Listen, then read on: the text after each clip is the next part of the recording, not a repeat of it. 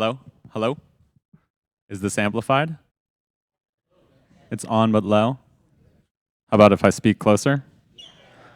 All right, so for all the presenters in here, I'm speaking very close to the microphone, just to give you some sense of how close you need to have your mouth so that you're projected. Don't put your mouth on it. I feel like I don't necessarily need to say that, but I did anyways. Hello, Pechakucha.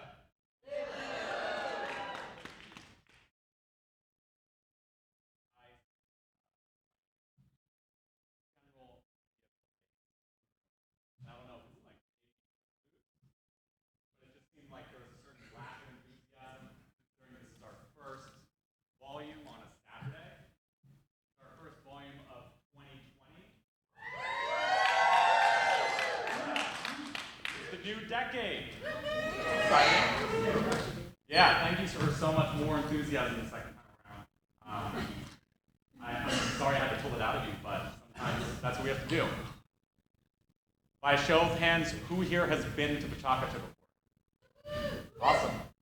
That's about almost a half. How many people were here for volume 18? A smattering of you.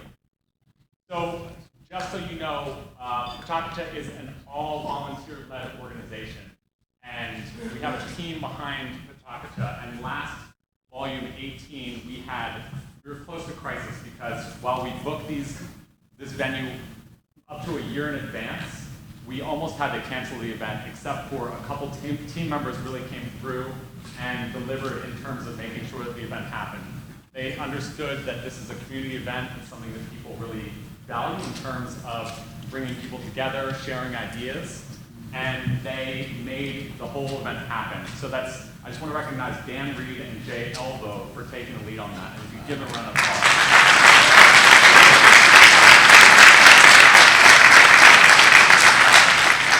Thank you to them. Thank you to all the volunteers for this evening, as well as the ongoing series. Thank you all for coming out this evening.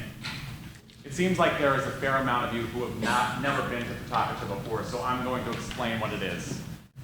Pechakucha is an international nonprofit organization based out of Japan, and it is pronounced Pechakucha or potentially Pechakucha. That is still up for debate. That being said, the event was founded by designers in Tokyo who found that when a designer, most specifically architects, get in front of a PowerPoint, they will spend hours and days on a single slide. And so they wanted to know how they could develop a format that's a little bit more concise. And so they developed a 20 by 20 format. And so what that means is that each presentation has 20 slides exactly. Each slide is timed to exactly 20 seconds. So the entire presentation is 6 minutes and 40 seconds. Now that sounds amazing for a couple reasons. One is because it's so fast that in the instances that have never happened and it's a really boring presentation, it's over really quickly. Fortunately, we've never had that happen. Also, the presentation format itself makes it so that the presenters have to be extremely concise. They have to take what might be a very complex idea and distill it down into the most fundamental aspects and convey that to all the all the attendees, so that they can communicate to you that idea that they want to share. Pechakucha Silver Spring itself is completely all volunteer. We do this 4 times a year, and our events specifically, we have a theme for any given evening.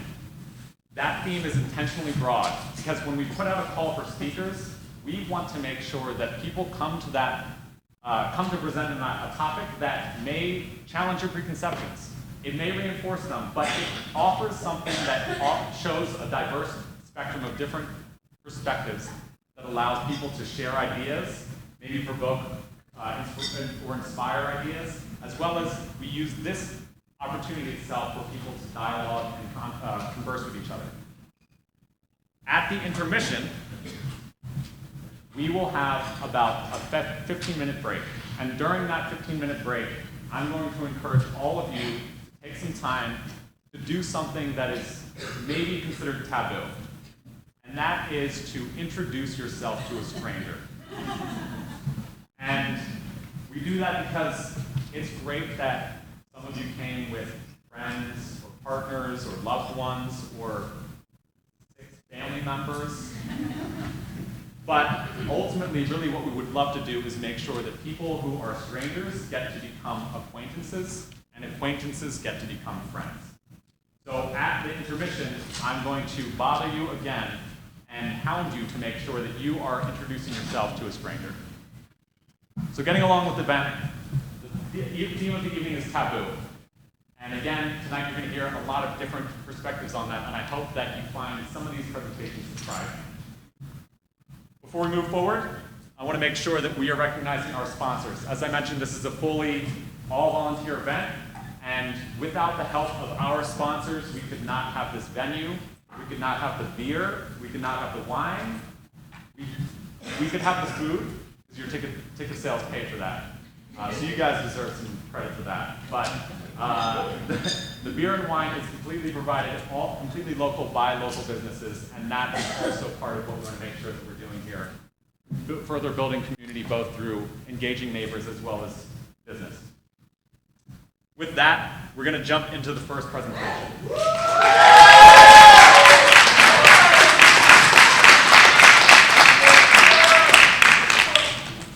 The first presenter was born and raised in Silver Spring, Maryland, Ethiopian immigrants. She currently lives in Annapolis with her partner and 2 cats, Grayson and Gerald. One more thing I want to say about this presenter is that we put out a call to speakers after immediately following every single volume, and it can be really challenging sometimes to find people who are willing to come up here and take the stage and do something that might be really scary or bold or however you might think about it. One of our presenters tonight brought this speaker to my attention, and I'm so happy for it, but it is also the 4th team member from the speaker's team. So their entire team at American University where they work have, as of tonight, presented here. So with that, please give a big round of applause for Michelle Dagney.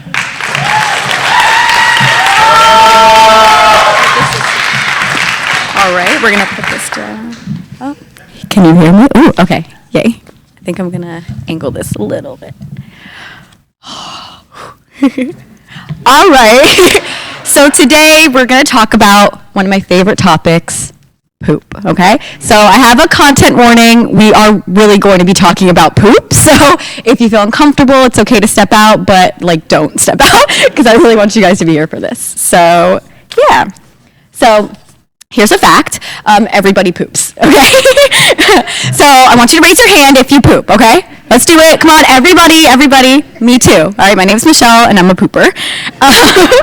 So it's the most natural thing that we do in life. It's one thing, I believe, that truly brings us all together, that we have in common.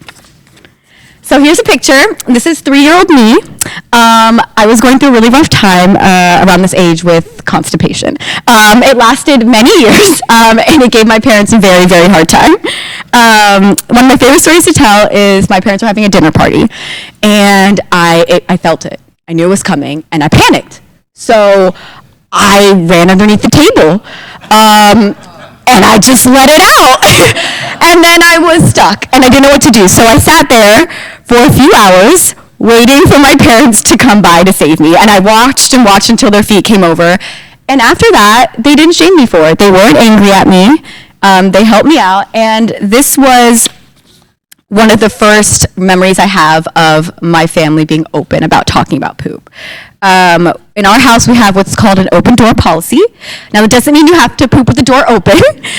It just means that we welcome it. And I've had some of my favorite memories talking with my mom while we're both pooping with our double door bathroom.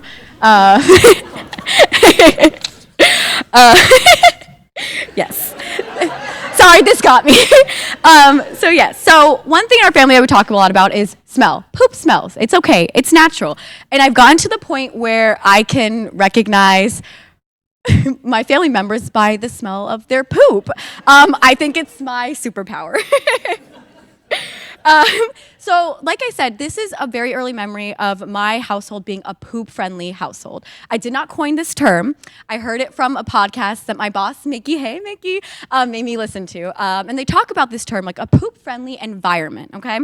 And it's important that at a young age you talk openly with your young ones, your friends, your family about poop because that informs how we have these discussions when we're older. So one question that comes up a lot is how often should we poop, right? Anyone have an idea? No? Yeah. Every day. So poop researchers say 3 times a day to 3 times a week. It's a really big area there. So that's sort of the rule of thumb that I follow. Has anyone seen Bridesmaids? Yes. Anyone remember the scene I'm talking about? Yeah. So that was me. My sophomore, junior year of college, I was going through a rough time. I was pooping 10 to 15 times a day. It was awful. If that happens, please see a doctor, okay? I did. They told me I'm probably lactose intolerant. I still eat pizza. It's fine. We're dealing with it. In another vein, it's also not good to not poop, right? Holding your poop is not healthy. So I remember a story my mom told me when I was younger. I don't know if it's real or not, but she told me that my great uncle held his poop for so long, he had to go to the hospital and he almost died. So whether or not that's true, I've never held my poop ever again since that story. So another hot topic, pooping at work. Who poops at work? Okay, I poop at work every day. I'm so grateful that we have a door that locks in our office, but not everyone is as lucky. So it's important that your office has a healthy poop culture because we all have to poop at work, right? So one of my favorite memories is when I was working at a nonprofit called DC Safe. One of my coworkers is here. Hey, Colin. So I pooped a lot. And so one of our rules there was that I was on a 24/7 hotline. It was very, very poppin', like all the time. So I had to come up with a code to get someone to cover me. So I would go on GChat and I would GChat SOS and all the poop emojis. And then my coworkers would come and save me and we would SWAT. So having an open poop culture is also very important. So we've talked about poop with family, poop with work. What about poop in relationships, right? So so there are many articles that say that talking about poop in your relationship is going to ruin the romance and ruin the intimacy. That's BS, okay?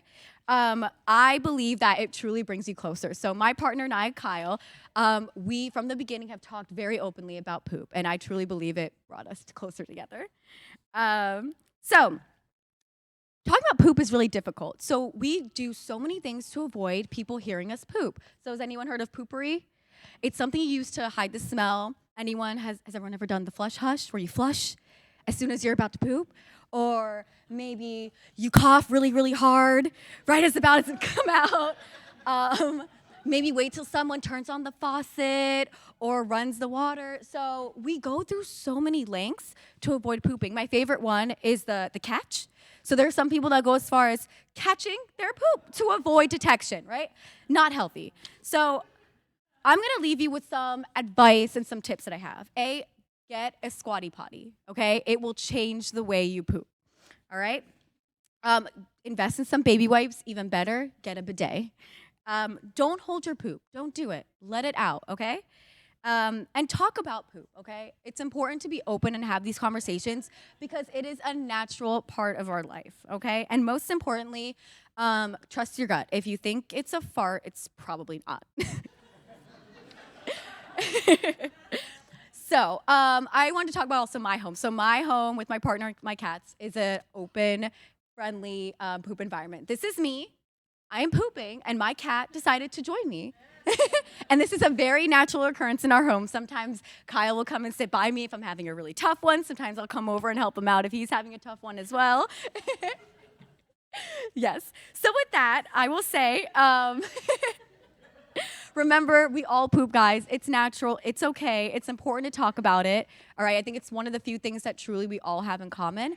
And with that, I'll say I hope and I wish you guys the happiest and healthiest poops.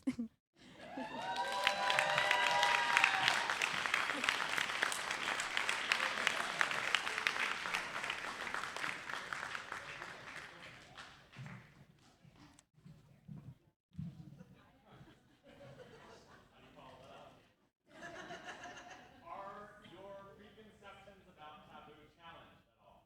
No.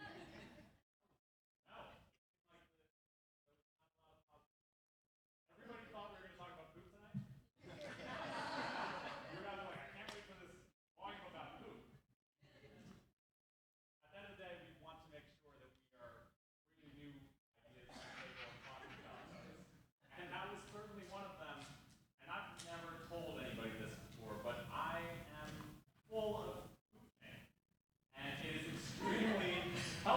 have those types of conversations because now we can all talk about poop in a much more open manner. I forgot to introduce myself. My name's Pete. I'm a pooper. But also, I have been one of the organizers for this event for 19 volumes now. We started this in 2014. And I mentioned somebody's name earlier, and that's Dan Reed. And Dan Reed is, number one of the co-founders of this event. We started this together, and he has been a rock for this event and making sure that we're having great presenters. He is also, as of tonight, the presentingest person in the entire series. Tonight is the 6th time that Dan will present. Which means that he is presented almost one out of every 3 times. So please put your hands together for Dan Reed.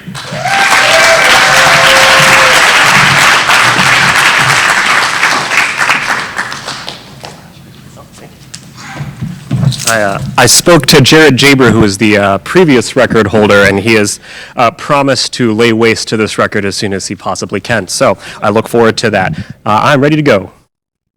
All right, so this is my 6th time presenting here, but the first time I came here to present, I talked about the ice cream test, or the idea that you can measure how walkable a place is by how easily you can get an ice cream cone there. What I didn't talk about is what the actual walking or biking environment is like. I work as a transportation planner, designing streets to make it easier to walk and bike, but I have a deep, dark secret. My first word was Isuzu. I grew up around cars. I came from a large Caribbean immigrant family for whom cars were a status symbol and a point of pride. My uncles were all cab drivers and car mechanics, and what you drove was a statement about who you were.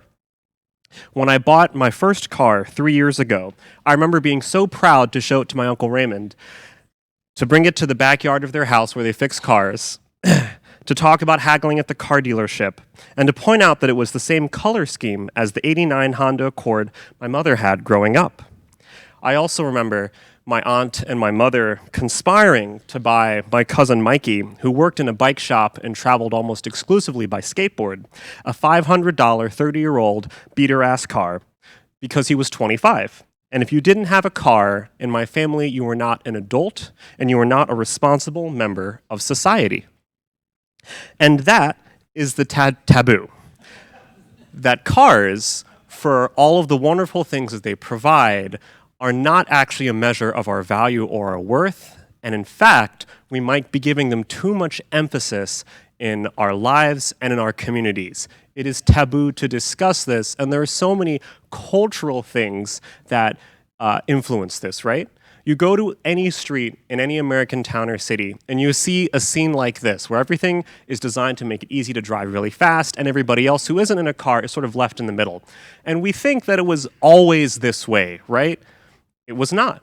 For much of the 20th century, and for much of human civilization, the street was considered a place for everybody. If you wanted to walk in the street, you could. If you wanted to cross the street, you did wherever you wanted to. If you wanted to play in the street, you did. And in fact, when cars were first invented, there was a lot of organizing around restricting how fast cars could go or where cars could be operated because they wanted to keep streets for people. It did not work. Heavy car advertising, and of course the fact that cars are very convenient to use, meant more people bought cars, and more communities ended up sacrificing themselves to make room for cars and access from cars. Like in DC, where they demolished much of the downtown in the middle of the 20th century for parking lots, or ran highways through the city, through poor and black neighborhoods to provide access to new suburban places that were almost exclusively for affluent and white families, and where the federal government made laws to say, only white and affluent families can get loans to buy these homes and thus have access to use these roads that go through poor communities. And the result is an entire country designed around cars. Take, for instance, America's Sorriest bus stop, located right here in Silver Spring, where I'm pretty sure you have to be airdropped in to use this bus stop. And while the county did expand the bus stop, there is still no crosswalk or sidewalk to it. Or, of course, take car ads, which talk about cars as signifiers of masculinity and power and strength and patriotism and utility and just your value as a human. Or, as automotive writer Brett Burke describes it, all cars are drag, costumes that we put on or take off. And nowhere is this more relevant than the butch drag offered by pickups.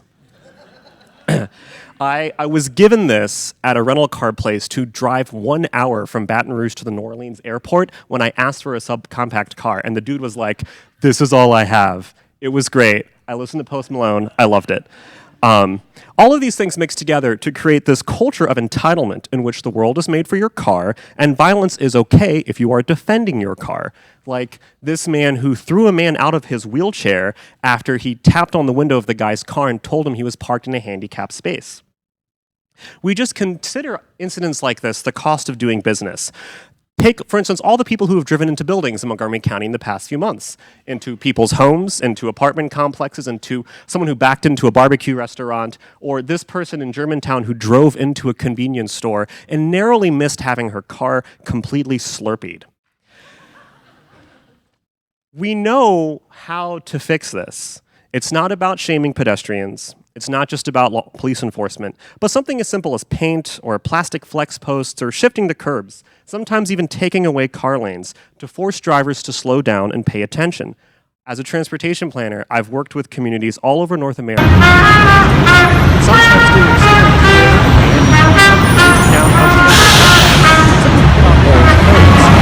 watched how people's behavior changed simply because there was something that forced them to slow down and pay attention.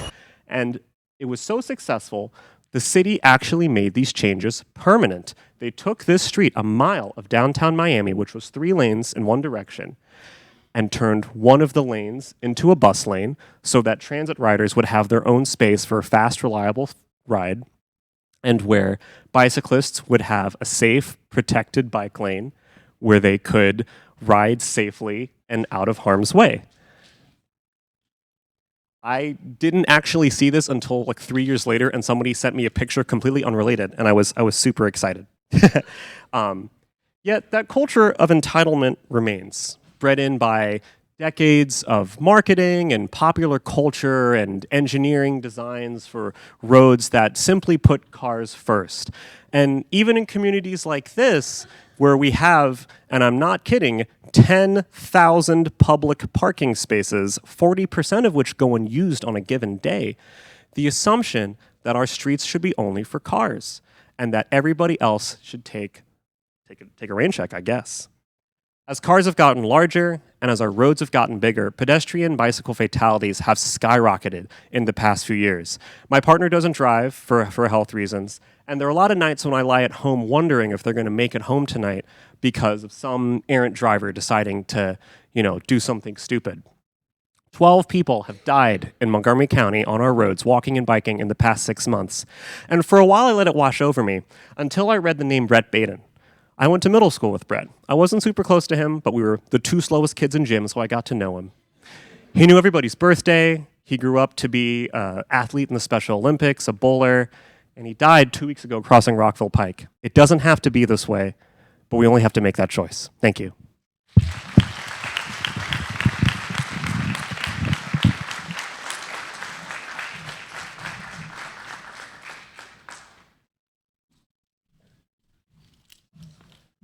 Thank you. Give it up for Dan one more time.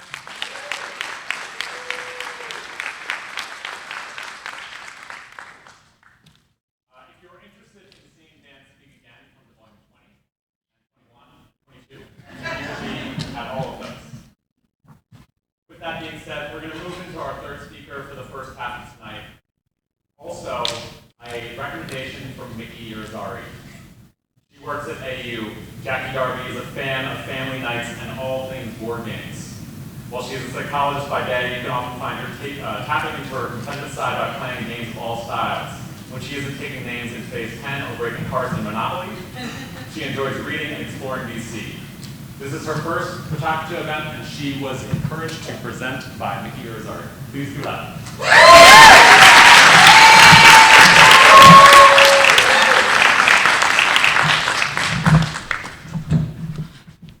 All right. I come from a culture of call and response, so I need y'all to talk back to me, okay? I'm ready. So, everybody's talking about these lovely topics, these deep topics, make you think, make you want to snap your fingers. I'm here to talk about the game Taboo. It's supposed to be a family game, a game in which we share time with loved ones, but no, it destroys relationships. It ends friendships, and it's a simple game, right? You have two teams. It's kind of like, what's the name? Charades, but you can't act out. You can't go like movie, book. You're given a noun, and you have to describe the words in certain ways. However, there are certain words that you cannot use, hence the word taboo. There are two parts of this game in which are particularly known to ruin friendships. The timer, which is supposed to be for 60 seconds. However, I have noticed the longer the game goes, the quicker the time goes. So who knows if it's 60 seconds. And the buzzer, which somehow, as people get more drunk, makes you sound like you are doing a 3-6 Mafia song on Disney soundtrack. You just hear beep, beep, beep for every time you're given a clue. Like I said, the card has a word, and the person who is doing the playing has to describe the word to the team, and the person who's on the opposite team gets to look over your shoulder to make sure you're not saying a list of words. And so in order to maintain this harmonious night, a game night in which you're surrounded by your loved ones, people that you care about or somewhat like, or, with your children or whoever, sometimes maybe even playing with your friends over some libations, over some food, having a good, wholesome time. I wouldn't recommend this game because somehow or another, I'm waiting for the thing to go. Anyway, sometime or another, things get a little messy. Somehow it goes from a sweet game of playing with your friends to looking like a knockout, drag-out, WWE, let's get ready to rumble situation. This is not a Renaissance fair. No, this is what happens when someone doesn't understand that if you say rat, pizza, Subway, and Timberlands, I'm talking about New York City, okay? How do you not get that clue? I don't even know. So if your game night doesn't end looking like a protest in the street in which cops are probably going to get called, someone's going to feel like, oh my gosh, what did I get into? I mean, this is not a game in which you invite your partner to come and meet the family for the first time. Because what's going to happen is that someone's going to end up in the corner crying, trying to figure out, how did I get written out of the will? What can I do? Looking like they saw the end of the Avengers and no one told them what happened at the end. So in order to help you to maintain the harmony that is of the game and not end up looking like a Black Friday event and there's only one toy left at Sam's Club and you've been up since 5 a.m. standing in that line because you need that toy for Christmas. And instead have a night which is peaceful, looking like a Hallmark card, maybe a Lifetime movie, where you feel the love flowing through, the simple things. And not that, because that's just, again, when taboo gets too real. Looking like that, like a wholesome family that you could be proud of and share. I want to help you out by giving you some tips of interpersonal effectiveness so that you can actually survive game night, because that's always fun to do. Is that okay? Again, thank y'all for that call and response. So the first thing you want to do is negotiate the rules. Now, does Taboo have rules? Absolutely. In fact, they're printed on a nice little white sheet of paper that slid right into the board game. Everybody can read it. It comes in multiple languages, but no one follows the rules. It's kind of, you have to know which one we're going to pick today. It's kind of like a speed car. It's like the speed limit is sort of a suggestion, which I guess after the last presentation that seems kind of insensitive, so I'll take that back. But you want to have a buddy system in which you have at least the same amount of people as the person looking at the cards as the many drinks the person looking at the card has had. So if they've had 2, you want 2 people. If you had 3, you want 3 people. You're getting the math. Because somehow, as the drinks keep flowing, words somehow appear on the card, and you just hear beep, beep, beep, beep all the time. You want to pick your partners perfectly. If someone is giving a clue over and over and over again, maybe they should not be on your team, right? You don't want to have them looking at you like this, like, how are you in our family? How can we get you out? How do you even graduate? What are you doing here? You want to actually use what is called deep breathing. Because you want to make sure that when you're in the heat of the moment and the score is tied and somehow or another it depends on you to get this one word, you can remain calm, neutral, relax. So inhale through the nose, exhale through the mouth, because you want to maintain that optimal blood pressure because it's about to go down. You want to use your active listening skills. So if your teammate keeps saying the same word over and over and over again, 9 times out of 10, that's the best clue that they got. And you probably shouldn't have picked them on your team anyway. But I digress. You want to make sure that your team can hear you. You want to make sure that you have understanding and that you're not reading some random anime fact that no one has seen. Because honestly, although Cowboy Bebop is awesome, not everybody has known that reference. If at some point in time it gets, like I said, a little rumble in the jungle and grandma is telling everybody's business at the game and you finally see that, wow, your cousin really does look like your aunt's best friend, huh? And you're like, oh, I need to get out of here, just leave. Because this, again, is taboo. It's a family night, a time in which you share and you reminisce and you have a good time. Share it on the Instagram, #family goals, relationship goals, right? But you don't want to have it where it's going to be questionable. But if it does, and you tried all the interpersonal skills and none of them has worked, flip the table over. Because you know what? If no one's having fun, the game is done, okay? Because if there's no pieces looking like this is Sparta and you just going round and around, then obviously you're not having a good time. Because this is taboo, although it says it's supposed to be for fun and family, for anybody ages, I think it's 10 and up. No, what it's known for is to break relationships, hurt families, and make your living room look like a war zone. Because honestly, that's where the fun really happens. And hopefully, if you use your skills, you can repair the relationship the next day when everybody's hungover anyway, and they can't really remember what actually happened. So have fun, be life, enjoy yourself.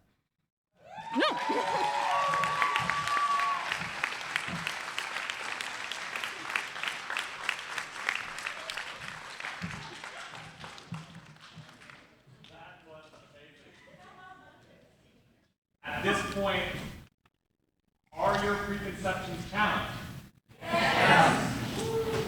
You are not convincing me. There's a crowd back there that is so loud and wonderful. Bring all your friends to the microphone. All the staff, the dean, everything. With that being said, we finished the first half of the evening. We're about to go into our intermission. As I mentioned at the very beginning, I want to make sure that as we go into intermission, you enjoy yourselves, eat some food, drink some drinks, but also I want to make sure that you have an opportunity to talk and have conversations. It could be with a stranger, but it could also be with maybe a friend or a family member. And I'm going to test you when you get back. So we're going to take about 15 minutes. Before we go, I want you to do me a favor. Please stand up. All of you. And I want you to turn to one person near you that you do not know and introduce yourself.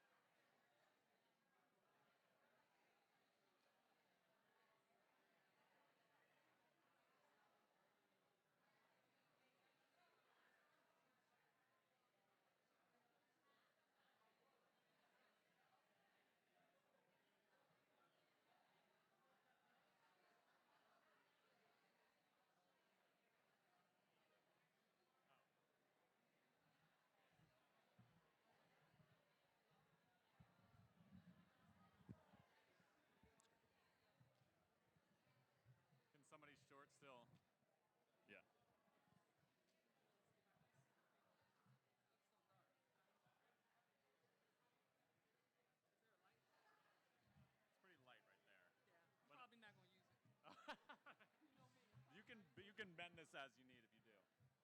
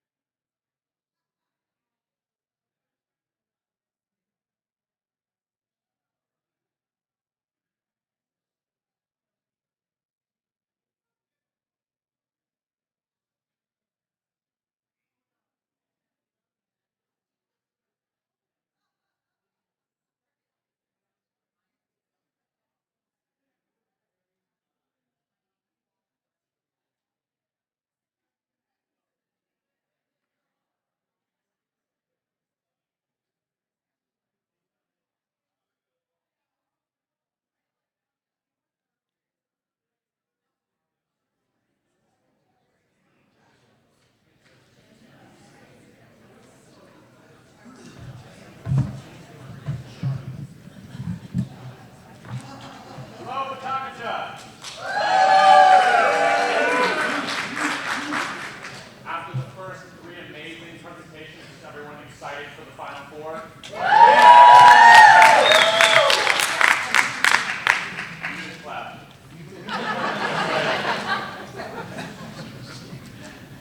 Before we jump into these next presentations, I just want to mention we are always interested in encouraging discussion, but we are also really interested in making sure that everybody who wants to attend this event is able to. And so tonight is only our second volume of having ASL interpretation.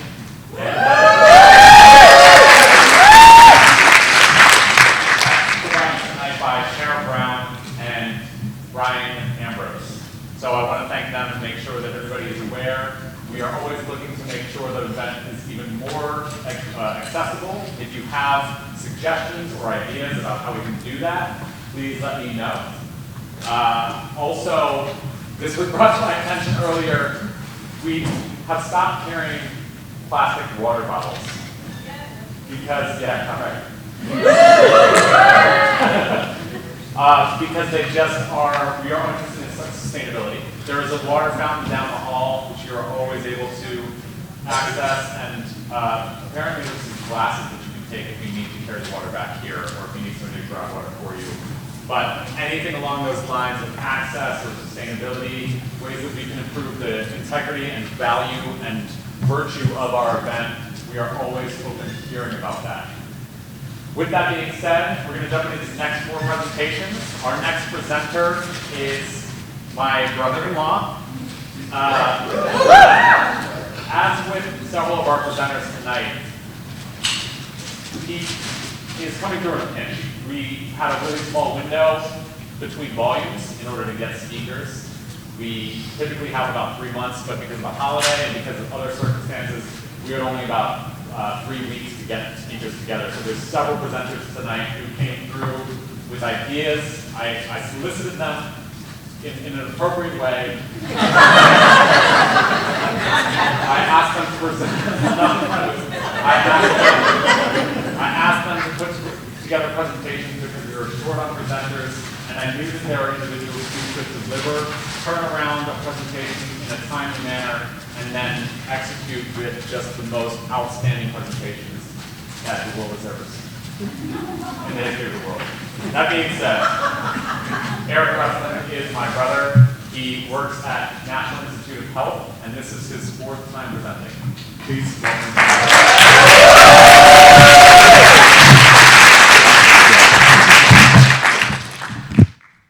Thanks, Pete. No pressure there, I guess. And thanks for everyone for coming out. You can go ahead. So I just want a disclaimer up front that what I'm presenting tonight is my own views and not that of my work at the National Institute of Allergy and Infectious Diseases. I am interested in pathogens and hosts and their interactions. And so many of these interactions have evolved over millions of years. So for example, the C. elegans, which is a roundworm, only has 302 neurons, yet it's able to avoid bacteria in its surroundings. And ants groom themselves. Bees remove diseased babies from their brood. Lobsters don't hang out with other lobsters with viral infections. And so vertebrates also exhibit a lot of these hygienic behaviors. So for humans, Babylonians discovered soap in this plant about 5,000 years ago. The Egyptians took alkaline from this lake and used it for the first time for hygienic purposes. And despite having soaps and a sophisticated immune system, there are still pathogens that thrive in human populations. An early theory on this was that this came from bad air, otherwise known as miasma, which is a Greek word that means pollution. So an early critic of this theory, John Snow, who was an English physician not related to the King of the North, studied the pattern of cholera cases in London. And he figured out that actually it was the water coming from a pump 3 feet away from a cesspit which had fecal matter leaking into the water. That was actually germs coming from that and not from the air. Louis Pasteur, of course, did this fermentation experiment, kind of slammed the door on miasma and showed that only in those containers open to the air could the microorganisms grow.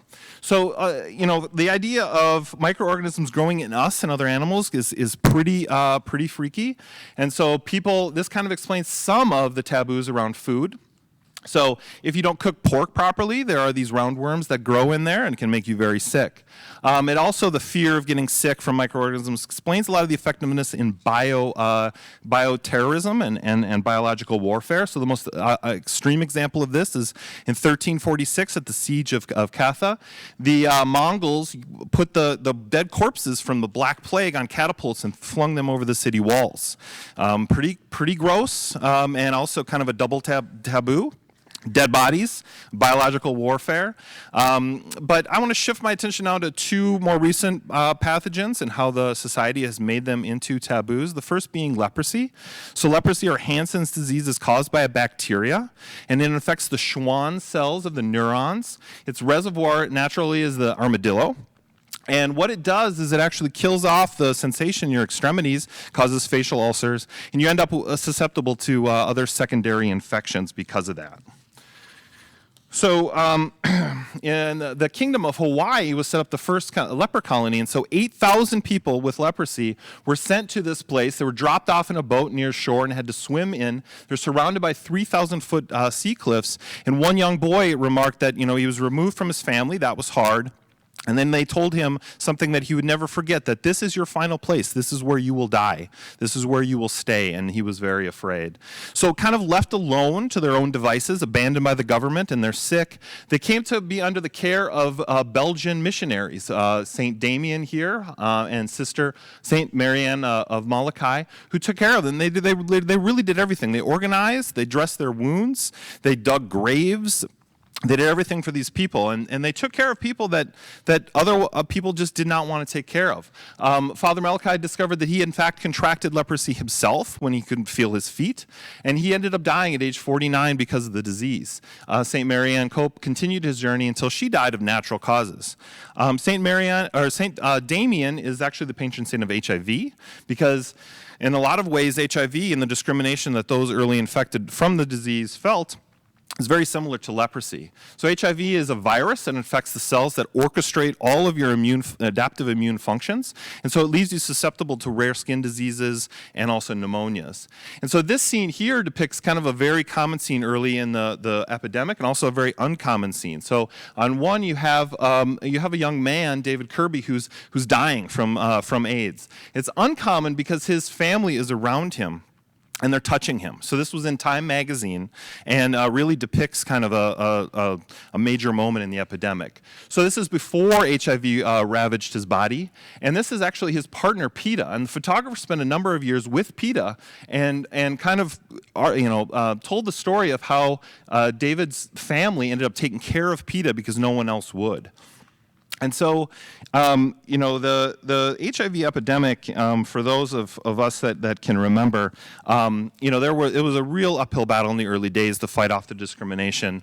And it took really the coordinated efforts of advocates as well as healthcare workers. This is a documentary that you could check out if you're interested in that.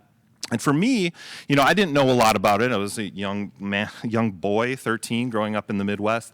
And so when Magic Johnson announced he had HIV, it was really kind of the first wake-up moment for me. And David Stern, the commissioner of basketball, let him play. And really, he saw it as an opportunity to tell the world that there's nothing really to be afraid of here. That they were not like the people who were infected with leprosy. But even though we've made all these advances over basically 40 years, this tweet came out just last month in December, well, I guess 2 months ago now. Basically, this is the title, after HIV attack, where a person who was infected with HIV spit on another, and that was the news tweet that came out. So these things are still right underneath the surface for a lot of people. And as we're talking here tonight, of course, there's another infection that a lot of us probably are aware of. We don't know a lot of details yet, but what we do know is we have a lot more technology than ever before to detect it, to trace it, to respond to it. But what I also hope is that we've kind of come a long ways in how we kind of can provide more humane care to everyone who's affected by this disease.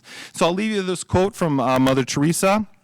And just to tell you that we can learn a lot from some of these people who break the taboos of the diseases and end up showing kind of the human side of things and take care of people who become sick. So thank you very much.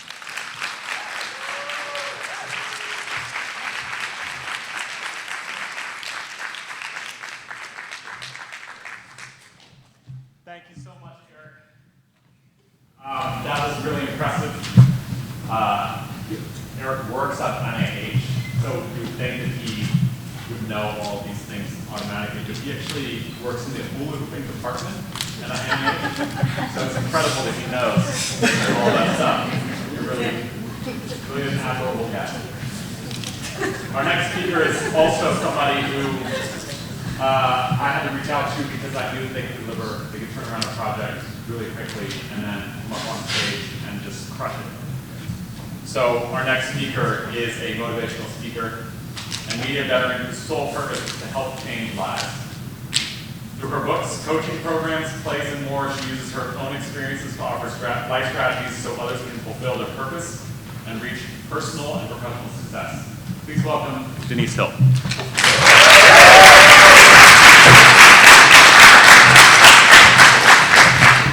He likes to put the pressure on you, huh? All right.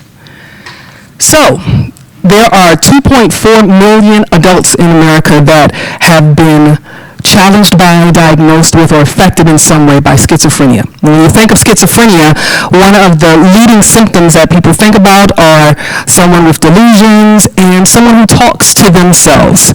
So, this tends to be the image that people think of, that person in the corner unable to function in society because them and their imaginary friend are having a conversation. And we so readily and easily use the word crazy. They're crazy. And anything attached to someone who looks that way is painted with the same brush of crazy.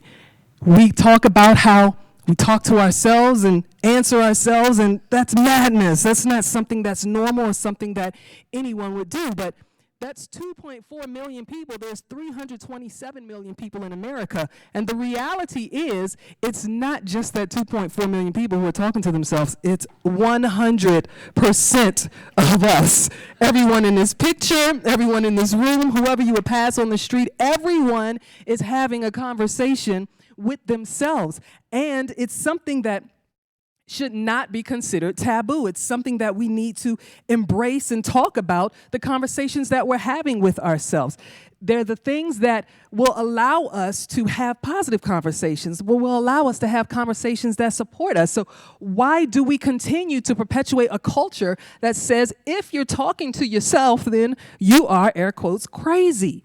We even perpetuate this type of scenario at the workplace. Yeah, we have a conversation when we first wake up about not wanting to go to work and deal with these people, and we talk to ourselves about, man, I can't wait to get out of here, and then somebody says, stop talking to yourself. Don't even try to encourage yourself through this particular situation, because we continue this culture of believing that if you talk to yourself, something is wrong with you. I don't always talk to myself, but when I do, I yell at myself to stop talking to myself. So we have conversations with ourselves about the conversations we have with ourselves, and then tell ourselves to stop having a conversation with ourselves. It doesn't make sense. It's something that we all do. It's something that should not be taboo. Oh, we'll talk to our pets. Oh, Fluffy. I look at my dog and I talk to him all the time, and I swear he tilts his head and he's saying, you know I can't answer back, right? But if I stand outside in Silver Spring and have that same conversation without him there, then all of a sudden I'm looked at as though something is wrong with this woman. Why is she talking to herself? I can tell you it is okay. There is nothing at all wrong with talking to yourself. It's necessary that we actually have conversations about the whole process with talking to ourselves and what it entails, and because the effects of it are just immeasurable. We call it self-talk in the human communication study realm, if you will. We call it self-talk. In reality, it's part of a number of types of communication. There's intrapersonal communication, which is what we all understand with talking to one another, mass communication, but there's something called intrapersonal communication, or conversations within ourselves. The process doesn't change whether it's within ourselves or one another. There's a sender who formulates a message or encodes it, sends that message through a channel to a receiver who decodes it, puts it in context, and then starts the process all over again. The only difference is that we are, in fact, the sender and the receiver, making it that much more challenging for us to correct any message, because nobody can get in our head and say, wait, you misunderstood what you said about that.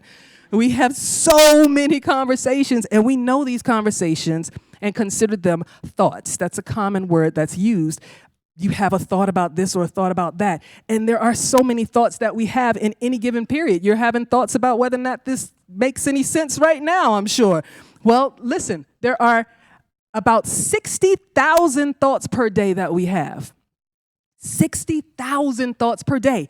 80% of those thoughts are considered negative or not working in our benefit. And 95% of those thoughts we put on repeat. We loop them over and over again. So whether we say we can or we can't, we continue to have those conversations with ourselves over and over again until we disrupt that conversation. Even Henry Ford said, whether you think you can or you think you can't, you're right. You're telling yourself, and you'll tell yourself over and over and over again whether or not you are. And it's okay. Talking to yourself is not the problem. The problem is when you answer yourself back with that negative conversation and then repeat it to yourself, and then repeat it to yourself, and then repeat it to yourself over and over again. That's when you begin to see things formulate in your life that don't work to achieving your goal or succeeding. So, 3 things I want to leave you with to help change the conversations that you have with yourself when you can identify that, in fact, they are negative and not working towards your goal.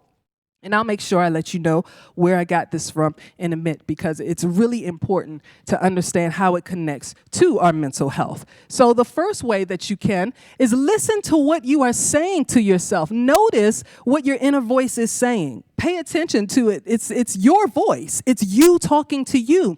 Is your self-talk mostly positive, or is it negative? Are you saying things that will allow you to live a prosperous and fulfilling life, or are you saying things that continue to cut your own self yourself off. Can you do anything to change what you're feeling bad about? If so, then take action to change it. If not, then that's something perhaps you need to tell yourself to let go of.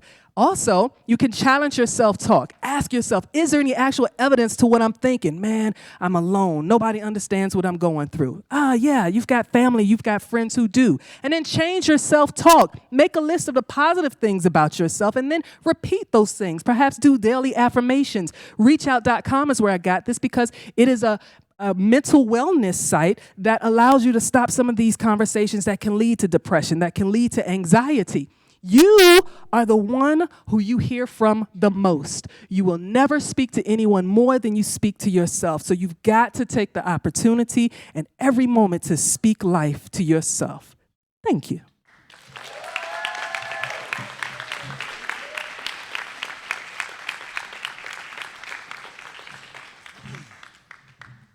Thank you so much, Denise. Out of curiosity, by show of hands, how many people here actually do talk about that is almost everybody here. Keep it up. Positive. Our next presenter grew up in Huntsville, Alabama, and has spent the last quarter of a century in Silver Spring, Maryland. That's right, yep. He was the organizer for years for the Silver Spring Zombie Walk, and is the founder of the Silver Spring Yacht Club. He has a long career working in education and workforce youth development as a social entrepreneur, public sector leader, and keynote speaker. He currently leads District of Learning, turning Greater DC into a giant campus for learning for teens and young adults. He is a Moth Story Slam winner and has shared the stage with luminaries such as Bill Nye. His talents include karaoke, debatable, catching moving targets with a lasso, and an endless supply of dad jokes. If you want to hear any more of his stories, you can often find him at Park House. Please welcome Michael Robbins.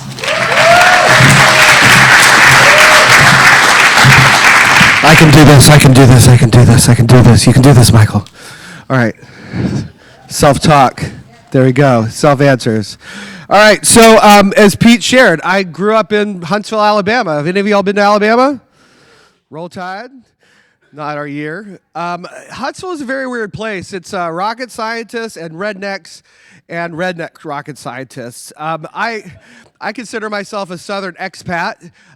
Been in the D.C. area, or as we call it, the city of Northern Charm and Southern Efficiency for years. But, I grew up wild and free adventuring on the Tennessee River, fishing in the backwaters, boating, water skiing, BB guns up on those mountains, which we finally had a rule where you had to wear some sort of eye protection and you can only pump the gun twice because Mike Rose still has one of those BBs stuck in his arm, I'm sure. These are the three Robbins siblings, me and my two younger siblings. Eric Robbins also lives in the neighborhood, Thayer Avenue on Twitter, and our poor little sister Kelly, and our family was a little bit like a sitcom. Our friends wanted to have dinner at our house because that's where the fun was. My dad was a Navy fighter pilot. My mother was fourth generation Southern Belle / Steel Magnolia. That's Mom, Nikki. Or Nana, as we call her now, and my sister, and that picture sort of sums her up. But just like every Southern household, even though there's a bit of graciousness, there's also a bit of bless your heart, and there were rules. So our rules. This is our house, 816 Esslinger Road in Huntsville, Alabama.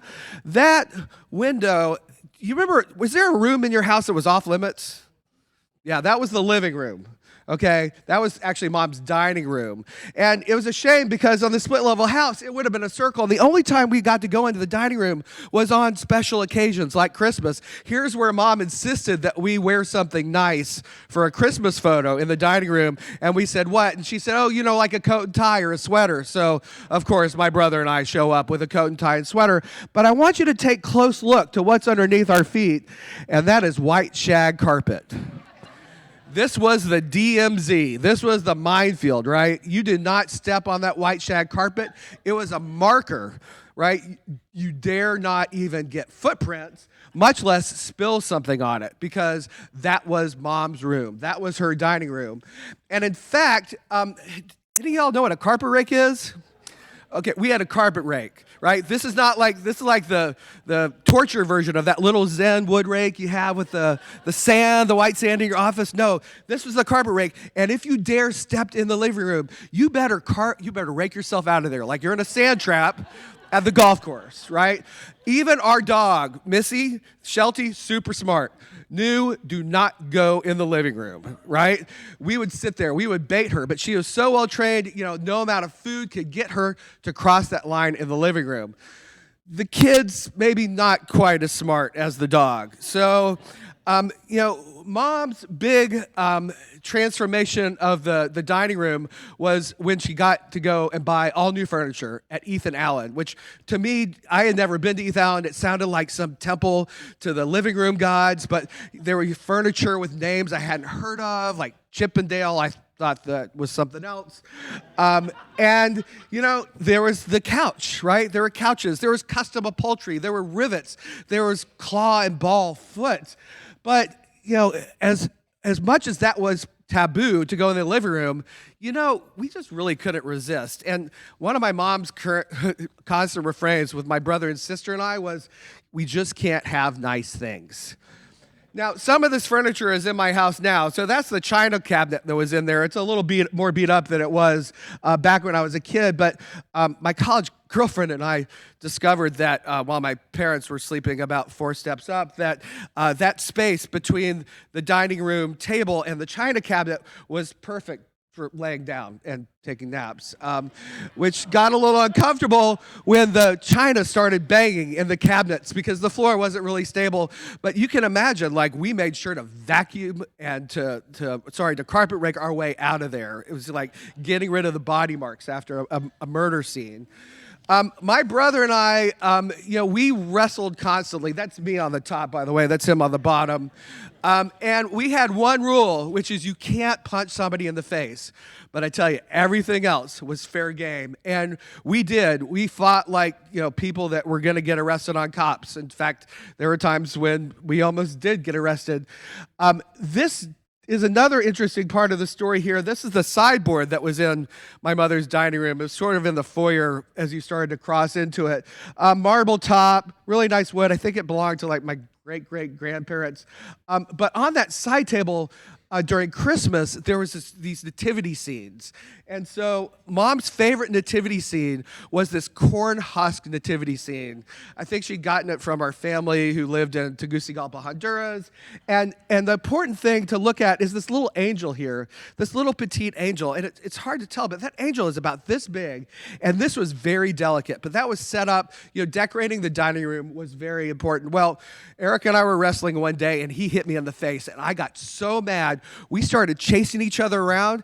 And because it was a loop, we were running at full speed through the living room, through the kitchen, through the dining room, living room, kitchen, and I could tell I wasn't catching up with him. There was always a can of cream of mushroom soup on the counter in my house, and I picked that cream of mushroom soup up, and as we came through the living room, I threw it at full speed with anger at his head. Well, it didn't hit his head. It missed him, but it hit the sideboard. Fortunately, there had already been a crack in here, and it just made it a little bit longer. We were able to move some things on top of it so that it wasn't really noticed, but the angel was toast. Totally crushed. And it's like at that point, whatever we were mad at each other about was over. It was all about not getting killed by Mom. And it's like team building through shared adversity. So we're like, what are we gonna do? We buried the angel in the backyard. We gave her a funeral. We didn't tell our mother this whole story until years later. She's like, oh, I thought maybe we just lost it in the box. We made sure to help pack up the Christmas items that year, and we had put it up, I swear, it must have been 25 years later when we finally told Mom, and, well, you can guess what her response was.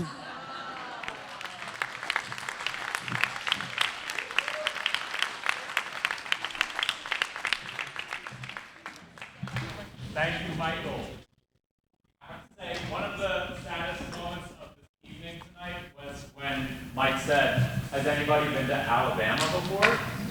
And it was like crickets in here. It was so cold. So please give it up for Alabama.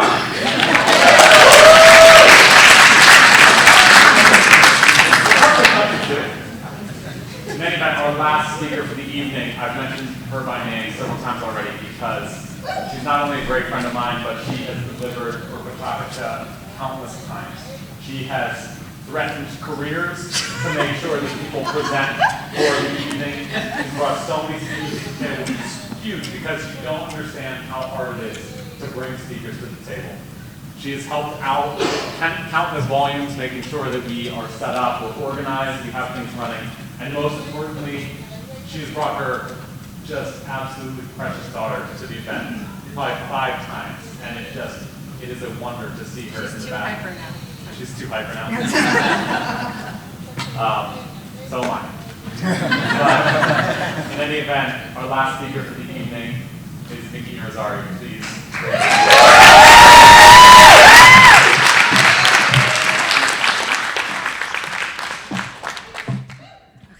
I gotta like Wonder Woman pose it right now just to get some like confidence a little bit. All right. Okay. So this is my favorite podcast called Unladylike, and today I'm going to talk about why being a female is so unladylike in many ways, and why things that naturally occur to our own bodies need to be hushed, not talked about, or are considered gross to society. And so I have a daughter, she's 2 years old, and I've become more aware now that I'm a parent. I get it happens after you become a parent sometimes, but that I want to be conscious of how I'm teaching her and how I'm talking to her about what's gross and acceptable or not, and what I'm disciplining her with. And so we talk about like how girls shouldn't fart and girls shouldn't poop. Shout out Michelle, everybody poops, right? So, and girls shouldn't burp, and girls shouldn't do this because it's unladylike. And I want my daughter to not care about all of those things. I want her to just do what's natural and feels good to her body. Let me talk about, so this is one of my favorite shows called Big Mouth. You have to watch it on Netflix. But another thing that's very natural is that toddlers explore their bodies, okay? But it's us as adults that make it weird. They think it's completely normal for their ages to explore their bodies, to touch themselves, to masturbate at 2, 3 years old, 5 years old, and into teenagehood. And to learn about these things, let me take a pause and talk about body hair because, let's see. I looked up when is the average time for girls to start shaving their legs, and they said the proper time is when she becomes self-conscious of it. And I was like, excuse me? All right, it's a $1 billion industry, okay, hair removal. And so what are we teaching our kids about that kind of stuff as well? So when it comes to periods, so starting toddlerhood, then we get into little teen or little 5-year-old, and then now menstruation, which was my topic here. This picture appeared in a newsletter of some kind. It's a tampon string, for those of you who don't know what it is. And it grossed people out across the world, right? Or across New York, at least. So how many women in here have used code words for period stuff, tampons, pads, asking your coworkers for things, high school classmates, middle school classmates, right? Yeah, we've always had hey, Aunt Flo's in town. Do you have any extra luggage for her? Yeah, I used that in high school for real. But why are we taught that it's gross? I have male friends who are in their 30s now who still can't say the word tampon. I know plenty of fathers who cannot buy menstrual products for their wives or for their daughters. And I just think that we need to get over that kind of stuff, right? Because these are natural things that happen to more than our population, or more than half of our population. And so people bleed, people poop, right? So, but what I also wanted to talk about is sexuality. So when we talk about, so after puberty happens and women start to become more sexual, we excuse it's socially normative and acceptable for boys to masturbate, for boys to want to explore themselves. But if a girl's doing it, it's oh my gosh, is she a slut? Is she super risque and things like that? And it's not. They're going through the same hormonal changes that boys are going through, and it's completely normal for them to masturbate and explore their own sexuality as well. And it's actually very healthy because it's a way to normalize what they find acceptable without the complications of actual human sex, right? And then after puberty, we get into what we're all supposed to do as women is have kids, right? And so what I've also noticed in my 20s and 30s is that so many of my friends have struggled with infertility. So many of my friends have struggled with miscarriage. And it's really sad, but no one talks about it. No one talks about it. My friends who, I have not personally experienced this, but my friends who have experienced miscarriage only found out that other people experienced miscarriage after they talked about it, when actually 1 in 4 pregnancies will end in a miscarriage, okay? So it's more common than, say, some of your, the illnesses that you would have on a yearly basis that everybody's comfortable talking about, but nobody's talking about miscarriage or infertility issues. Then you finally, and it's to spare other people's feelings. We've heard of the whole, don't say anything about your pregnancy until you're 12 weeks because you could potentially miscarry. Well, okay, so now if I keep quiet about my pregnancy, no one knows that somebody miscarried, and nobody knows that you're in that pain now, right? So I'm not saying that you should talk about things that you're uncomfortable with people, but at least normalize the conversation so that it becomes more acceptable. Then when you do get pregnant, or if you do get pregnant, then just be pregnant. Don't talk about the gross symptoms about it. Don't talk about that your boobs leak and that you're farting all the time now. We don't want to know that kind of stuff, even though a baby is born every 8 seconds in the United States. People have babies every day. Hundreds of thousands of people have babies every single day, yet if I asked a random stranger on the street what pregnancy and childbirth is like, they would not be able to tell me, because we don't talk about these things openly and publicly. The only people that talk to me about pregnancy and parenting are other moms, right? And then after, all these years, then you reach menopause, and then you're dried and shriveled up, and you shouldn't have a sex drive anymore, and you shouldn't be wanting sex because you're old. But if I couldn't have sex now, and I couldn't have sex before, only for the act of procreation, when was I allowed to talk about that kind of stuff, right? So I just want a call of action for all of you is to start talking, right? To get yourselves talking about these things. Get yourselves tested too, because that's important. But get yourselves talking to each other. Normalize the conversation so we can raise a generation of women to be confident in their bodies, to be confident with what happens naturally to themselves. And again, and this should come not just from women, but from non-women identifying people too, from non-female bodied people, from parenting people, from non-parenting people. This is a normal society thing that should be happening with all of us. And I just want us to end the stigma so that my daughter and all of your lovely nieces and nephews and daughters and friends and family can also grow up without shame for not shaving their legs, or for farting in public, or for pooping when they need to poop, or for having a period, or for asking for a tampon, or for having babies. So, thank you.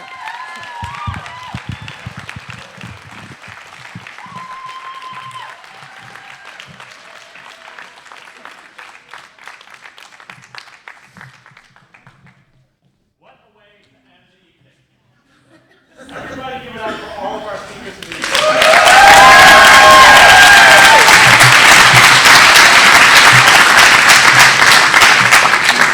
Anybody's preconceptions challenged this evening? All right. Name one. You. What one thing that you did not expect to hear tonight? Who? All right. One more. What did you not expect to hear tonight that you heard? About periods. About periods. Awesome. Then tonight was a success. I hope everybody got a chance to laugh, maybe cry a little, learn something new. And I also want to make sure that we are thinking about these ideas, and you walk out the door, maybe you have some calls to action in terms of this discussion that we're having. What are we talking about? How are we leaving this conversation and this opportunity that we had tonight in terms of how it changes our lives and how we progress moving forward? I want you to think about those things and make sure that you are having these conversations that you need to have, talking about them, and getting opportunities to meet new people. In addition, I want to make sure that we thank our sponsors. Benton Village Inc. is a nonprofit that represents 200 plus businesses in between Georgia Avenue, Fenton Street, Wayne Avenue, and Philadelphia Avenue. They're all local businesses there. I highly encourage you to go. Dennison's Brewing Company is at East West Highway and Georgia Avenue. It is Silver Spring's first local brewery. They brew everything in-house. Local Vino is a new sponsor. They brought up the wine. They are literally just on this topic. After this event, Some attendees will be going there, and everybody's invited to go along. If you mention the word taboo to the staff there, you get 15% off and a weird look. We encourage you to go. They were sponsors. We encourage you to support all of our sponsors. In addition, this event is supported and organized by all volunteers. Nobody is paid to do this. This is all done and put together by people who just want to make sure that good things and good opportunities are had in Silver Spring. So please give a round of applause to all the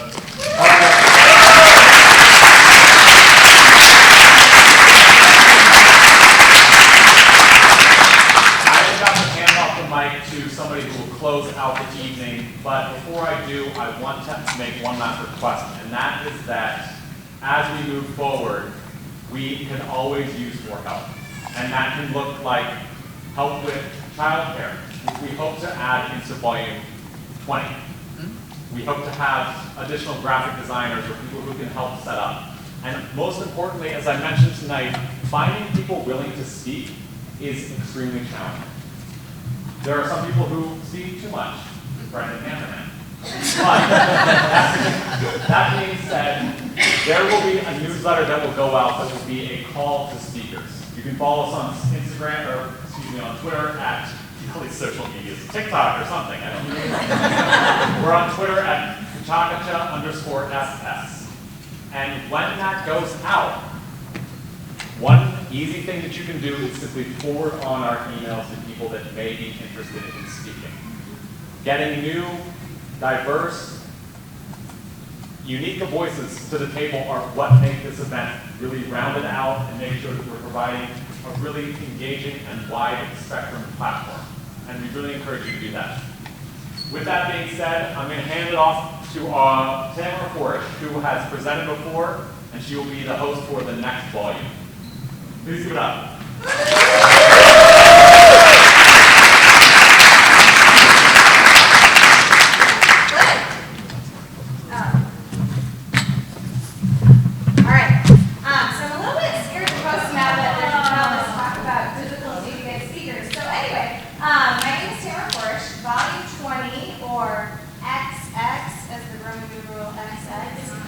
Which often stands for the female women. So we're going to have a women theme.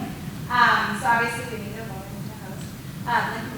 And I am super excited. And so if you are interested in speaking, come talk to me. But we'd really love for you to join us and hear some more things. Maybe gross things about the female body. We don't know.